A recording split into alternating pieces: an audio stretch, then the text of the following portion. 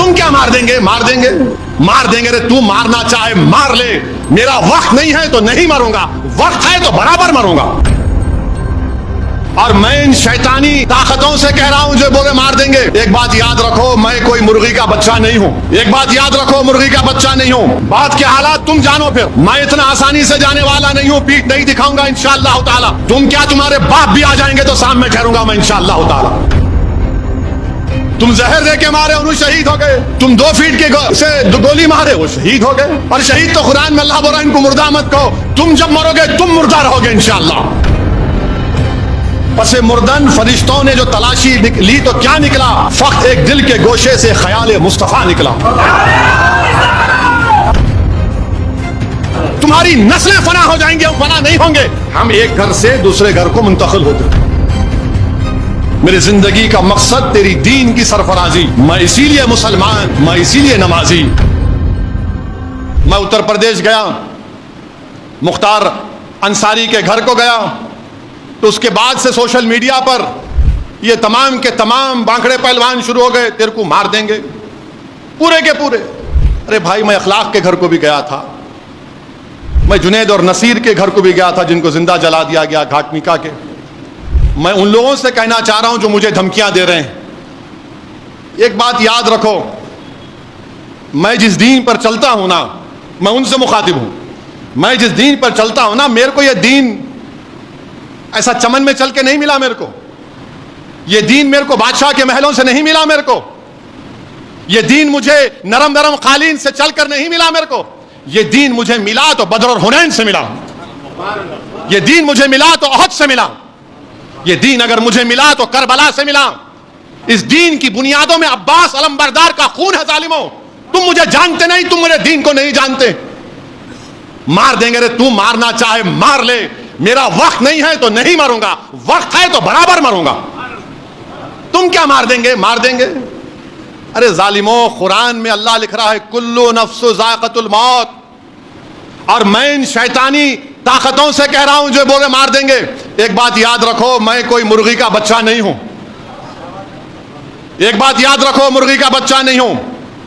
بات کے حالات تم جانو. پھر میں اتنا آسانی سے جانے والا نہیں ہوں، پیٹھ نہیں دکھاؤں گا انشاءاللہ تعالی. تم کیا تمہارے باپ بھی آ جائیں گے تو سامنے ٹھہروں گا میں انشاءاللہ تعالی. مگر یاد رکھو، مومن فنا نہیں ہوتا. مومن فنا نہیں ہوتا. اب کیسے نہیں ہوتا؟ موت کیا ہے؟ زندگی اور موت ایک حقیقت ہے نا. زندگی اور موت کے درمیان میں ایک حجاب ہے. تو ایک گھر سے دوسرے گھر کو جائیں گے آپ، تو فنا کیسے ہوئے؟ ایک گھر سے دوسرے گھر کو جا رہے آپ اور ہم، تو فنا کہاں سے ہوئے؟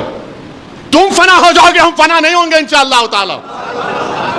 تمہاری نسلیں فنا ہو جائیں گے، ہم فنا نہیں ہوں گے. ہم ایک گھر سے دوسرے گھر کو منتقل ہوتے. مستدراک ایک حدیث کی مشہور کتاب ہے. عمر بن عبدالعزیز رضی اللہ تعالیٰ عنہ کہتے ہیں کہ آخرت کی زندگی کی تیاری کرو. مومن فنا نہیں ہوتا، وہ ایک گھر سے دوسرے گھر کو جاتا. ایک گھر سے دوسرے گھر کو جاتا ہے. تو موت سے ڈرنا نہیں ہے، مگر ڈرنا اس بات سے کہ موت کے بعد کیا ہوگا.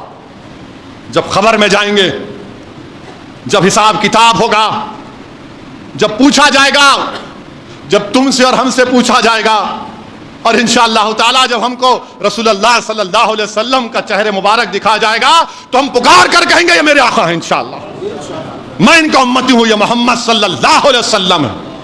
ہم ایک گھر سے دوسرے گھر کو منتقل ہوتے. مارنا ہے مارو، کیا کرنا ہے کرو.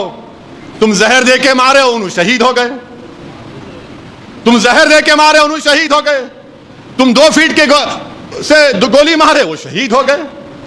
اور شہید تو قرآن میں اللہ بول رہا ہے ان کو مردہ مت کہو. تم جب مرو گے تم مردہ رہو گے انشاءاللہ. تم جب مرو گے تم مردہ ہوگے، میں مردہ نہیں رہوں گا. میں مومن ہوں، گھر تبدیل کروں گا. کسی ایک شاعر نے ایک اچھا شعر کہا تھا، میری زندگی کا مقصد تیری دین کی سرفرازی. میری زندگی کا مقصد تیرے دین کی سرفرازی. میں اسی لیے مسلمان، میں اسی لیے نمازی. میری زندگی کا مقصد تیری دین کی سرفرازی. میں اسی لیے مسلمان، میں اسی لیے نمازی. کسی ایک عاشق رسول نے بڑا اچھا کہا موت خبر کے بارے میں، کفن کے بارے میں. اب میں ان ظالموں سے کہہ رہا ہوں کہ پس مردن فرشتوں نے جو تلاشی لی تو بھلا کیا نکلا؟ پس مردن فرشتوں نے جو تلاشی لی تو کیا نکلا؟ فقط ایک دل کے گوشے سے خیال مصطفیٰ نکلا۔ پس مردن فرشتوں نے جو تلاشی لی تو بھلا کیا نکلا؟ فقط ایک دل کے گوشے سے خیال مصطفیٰ نکلا۔ یہی ہوگا میرے سے بھی انشاءاللہ، ہم تمام سے یہ ہوگا انشاءاللہ تعالیٰ۔ پس مردن فرشتوں نے تلاشی لی تو کیا نکلا؟ فقط ایک دل کے حصے سے خیال مصطفیٰ نکلا۔ میرے بھائی، یہ ہماری پہچان ہے، اور یہ ظالم جانتے نہیں، یہ مردہ لوگ ہیں، یہ جانتے نہیں۔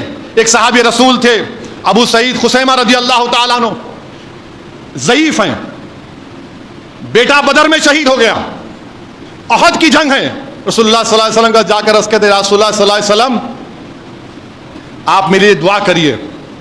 اللہ کے رسول صلی اللہ علیہ وسلم پوچھتے ہیں کیا دعا کرنا چاہیے؟ تو بولے رسول اللہ صلی اللہ علیہ وسلم دعا کریے کہ میں احد کے جہاد میں شریک ہو سکوں اور مجھے اللہ شہادت دے دے۔ اور بولتے ہیں کہ جب جنگ بدر ہو رہی تھی تو میرے اور بیٹے میں یہ بحث ہوئی کہ میں جاؤں گا، تو ہم دونوں نے ڈرا کیا، خورا کیا، بیٹے کا نام اٹھا، بیٹا شہید ہو گیا الحمدللہ۔ اور کہتے ہیں ضعیف باپ کہتا ہے رسول اللہ صلی اللہ علیہ وسلم میں نے رات میں اپنے بیٹے کو خواب میں دیکھا جنت میں، اور کہہ رہا ابا جان جلدی آؤ میں آپ کا انتظار کر رہا ہوں۔ ارے ظالموں، ہم کو اسلام ایسے ملا۔ اللہ کے رسول صلی اللہ علیہ وسلم ان کے لیے دعا کرتے ہیں، وہ شہید ہو جاتے ہیں۔ حضرت انس رضی اللہ تعالیٰ عنہ احد کی جنگ میں ایک اور واقعہ کہ ایک صحابی رسول آ کر رسول اللہ صلی اللہ علیہ وسلم کرتے ہیں رسول اللہ صلی اللہ علیہ وسلم میری صورت اچھی نہیں ہے، میرے وجود سے تھوڑا بدبو آتی، کیا اگر میں کل شہید ہو جاؤں تو اللہ کیا دے گا مجھے؟ اللہ کے رسول صلی اللہ علیہ وسلم فرماتے ہیں اگر تو جہاد میں شہید ہوگا تو اللہ تجھے جنت دے گا، تو شہادت کے اعلیٰ مقام پر پہنچے گا۔ وہ جنگ میں حصہ لیتے، شہید ہو جاتے، جب ان کی لاش کو دیکھتے ہیں تو چہرہ نورانی ہو جاتا، جسم سے خوشبو آتی ہے، اور رسول اللہ صلی اللہ علیہ وسلم فرماتے ہیں کہ جنت کی حوریں اس کے استقبال کے لیے کھڑی ہوئی ہیں۔ تم ہم کو مارتے مارو پیارے، کون روک رہا تم کو؟ میری زندگی اللہ لکھ دیا ہے جب میں اپنی ماں کے پیٹ میں تھا، میری ذلت، میری عزت، میری رزق، سب چیز اللہ لکھ چکا ہے، تم کیا لوگے مجھ سے؟ ارے یاد رکھو، دنیا میں رہیں گے تو غازیوں کی طرح رہیں گے، یا پھر موت آئے گی تو شہادت کو پسند کریں گے، اور حشر کے میدان اپنے ماں باپ کو شرمندہ ہونے نہیں دیں گے انشاءاللہ تعالی۔